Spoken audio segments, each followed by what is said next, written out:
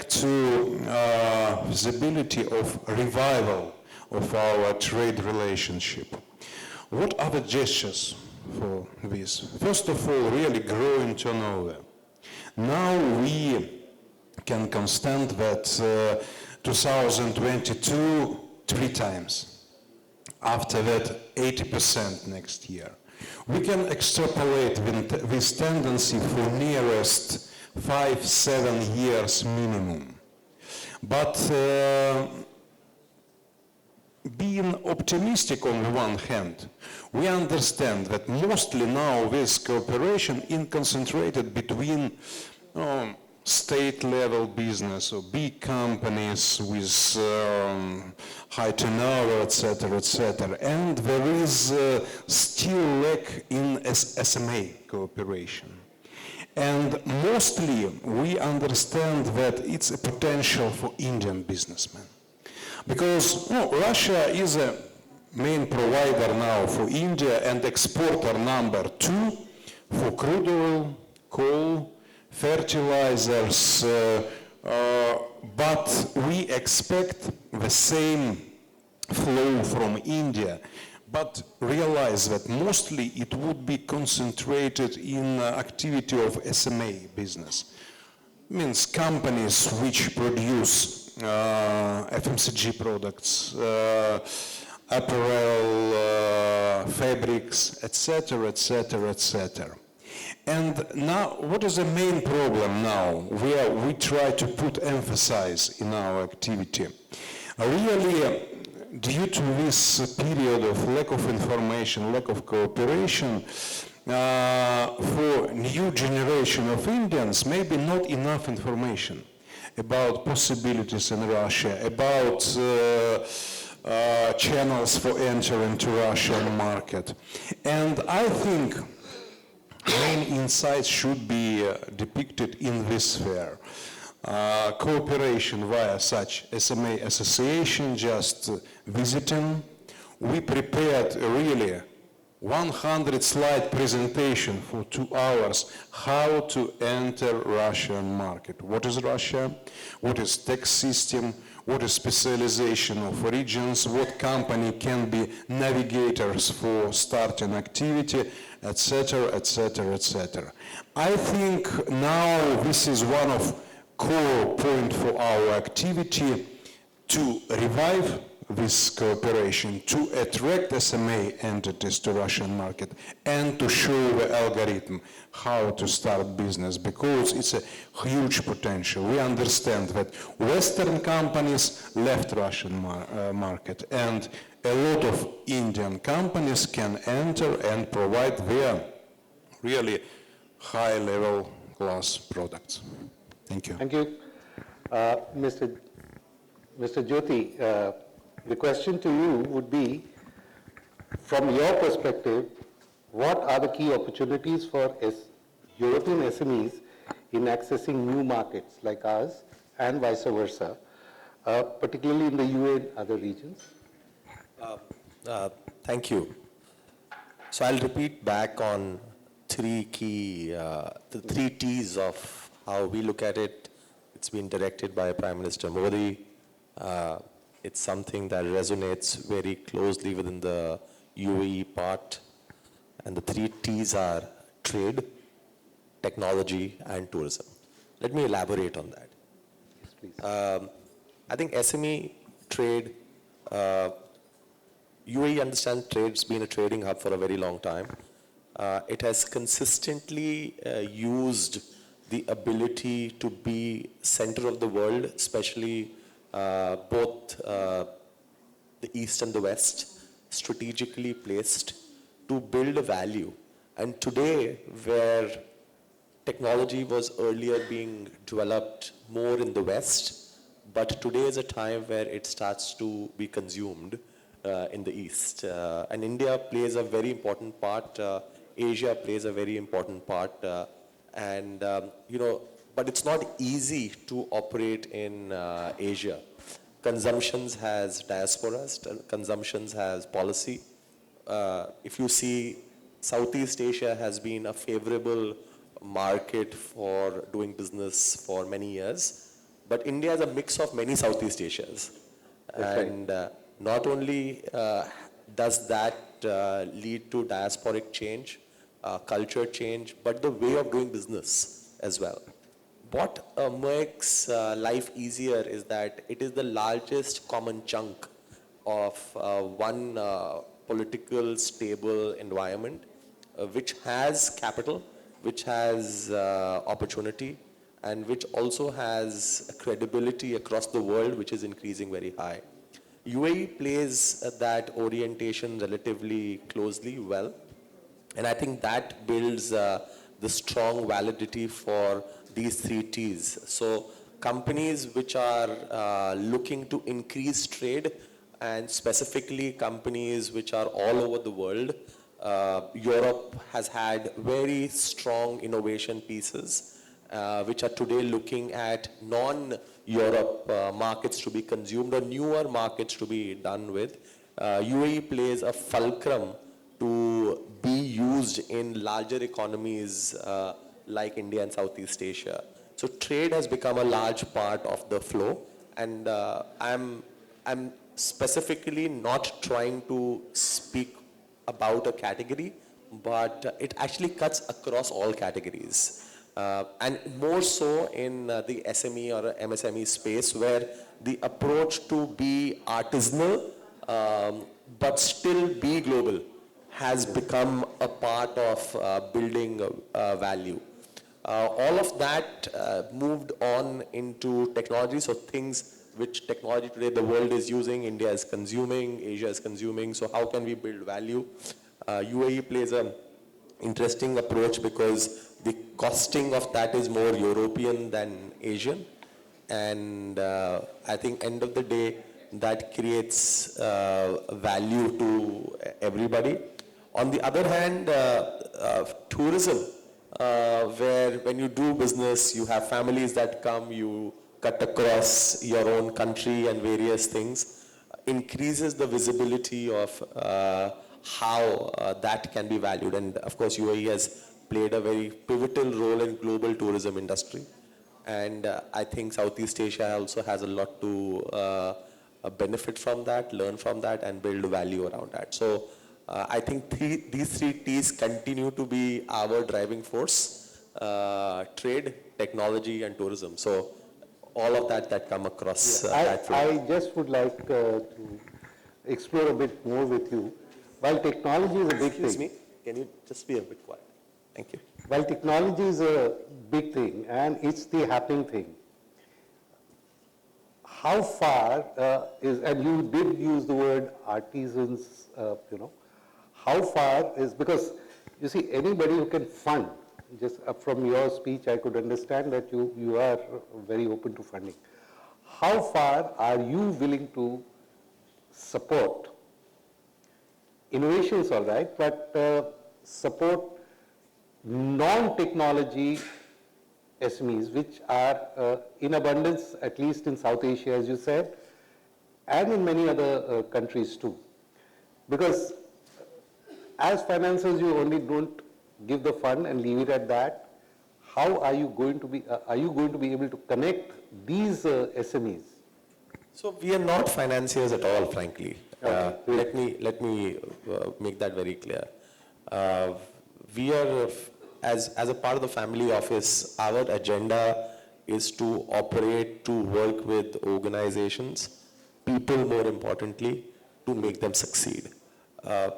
As a financier, as a banker, as an investor, I think IRR is an important metrics for return.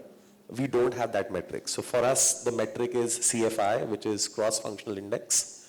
So for us, if we work with one organization and we tend to work with another organization, how can that organization A work with organization B? It's not about getting returns of the market. Oh, fantastic. So what IRR does, and if you understand, gets you to work in a model where you're okay with 2 of your companies succeeding in a 10 company investment. As the Royal Office, I don't like any of the company which is using my partnership not succeeding. It's like choosing a child that out of my 10 children, 2 are okay being successful, 1 is a great success, and 7 don't succeed, I'm okay with that. It doesn't work like that. So the objective for us is making sure that we open the doors on 3 levels, policy, subsidy, partnership, and making sure things are in place. Vinita is here as a part of our team, and she works very specifically for companies that come and how do you want to connect with B2B, apart from the fact that the Royal Office can generate policy-led situations and growth-led platforms.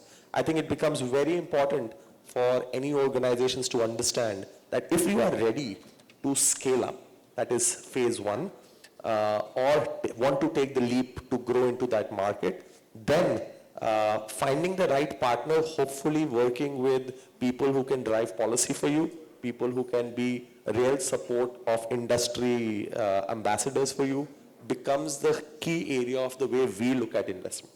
We don't look at investment from a finance. And in fact, capital is the easiest job for us. It is more to make the company successful. You can always pay the fees for your child's school, but will the child succeed in the school and succeed in life, more importantly, is a more important part of it. As an academician, I can't agree with that more. Yeah, thank you, and that's interesting. I mean, I hope the delegates here can take advantage of this. Mr. Madan, the question to you is, what role does insolvency and restructuring play in supporting the sustainability and growth of SMEs in Europe?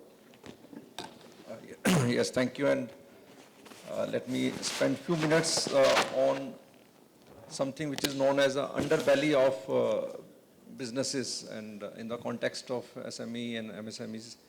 I'll talk about in next few minutes some global perspective, and of course relating that to the Indian experience on the debt restructuring, debt resolution, or default resolution, or insolvency resolution. Sometimes these are considered as a negative, with a negative undertone, but let me highlight that these are essential element of any business, and as a whole, when businesses proceed or endeavor to succeed, many would not be able to do so, and hence there should be a way to exit, and not only exit, but honorable exit. We call it a insolvency resolution, if not then liquidation. So these, in the Indian context, these terminologies were not known, or what were not discussed in the public much until we saw in 2016, Government of India notified the Insolvency and Bankruptcy Code, which is called IBC, on the lines of GST, which is service tax, in end of 2016, on the lines of best of the international practices in the global economies or the developed economies. So I'll come back to the Indian ecosystem in a while from now, but quickly, what is happening globally, and of course Europe is on the forefront of managing such insolvency resolution systems. In Europe and among Europe, I think Netherlands, I can state the name or take the name, is considered to be a bellwether regime in terms of having the legal systems, procedures to manage some of the cross-border insolvency resolutions, not only from India, but across the world. Netherlands courts are as a first preference. So let me come back to that a little later. But what is happening globally? So let me link the dots with pre-COVID scenario and post-COVID, and particularly in the field of or the domain of MSMEs.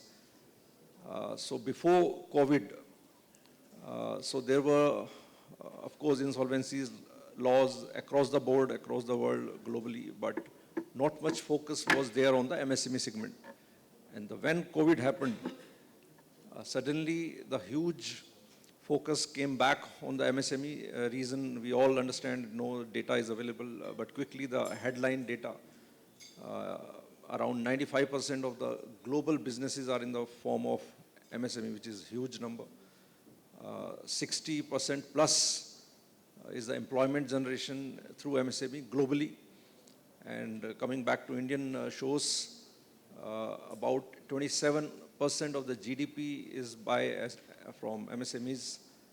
I think 38% of production is from MSME and 45% of exports are from MSME, which is nevertheless cannot be ignored. And also the employment numbers is huge.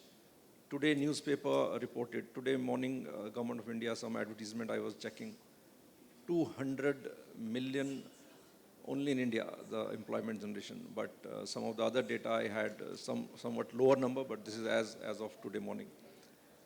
Now, I'll focus quickly in 1 minute about global developments on the MSME front to manage their debt default resolutions.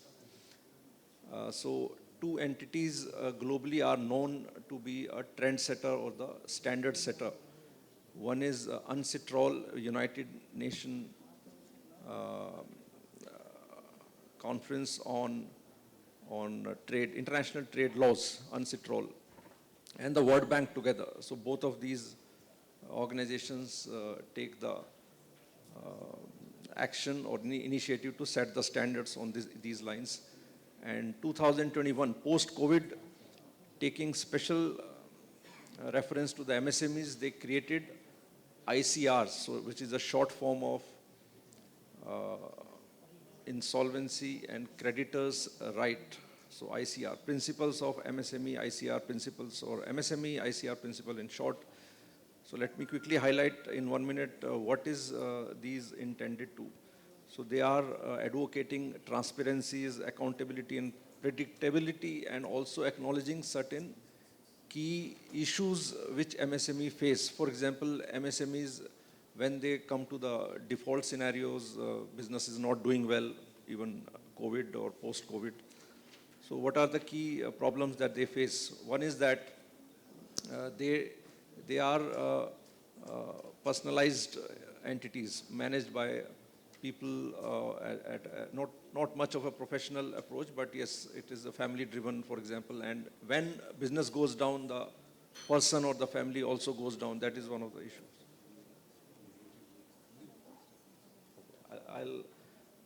As Dr. Saab said, so in one line, what World Bank and UNCITRAL suggested to have resolutions through the out-of-court settlement flexible systems. So likewise, Indian system also followed the same. About 2021, we saw a pre-pack insolvency resolution framework only for MSME. I think Dr. Sanjeev, we are in touch with. I think we had a couple of awareness program for MSMEs so that they can utilize this system framework in their advantage. So a lot of banks are also actively looking at MSMEs through out-of-court arrangement, and when at the end of it, the systems or the court plays a role and put their stamp on it, and banks are satisfied, MSMEs are satisfied. So with that, so that is one of the recent development I thought that is relevant in today's context, and if that happens rightfully, entrepreneurship and credit availability improves a lot in the Indian context as well as globally. Thank you very much. So thank you very much. I mean, this is like, for me, it's too techie. You know, finance is something which I can't really understand too much. But yeah, this finance ultimately, I think, means ultimately, finance means everything. I mean, the success in today's world, success and failures are always measured by that, and particularly for SMEs, finance always. And these, what has been, highlighted by Mr. Madan is really good. I'll take this, the mic over to Ms. Oksana, and the question is, How can SMEs leverage technological advancements to overcome regulatory and financial barriers? Thank you. Working? Yes. So Okay, good.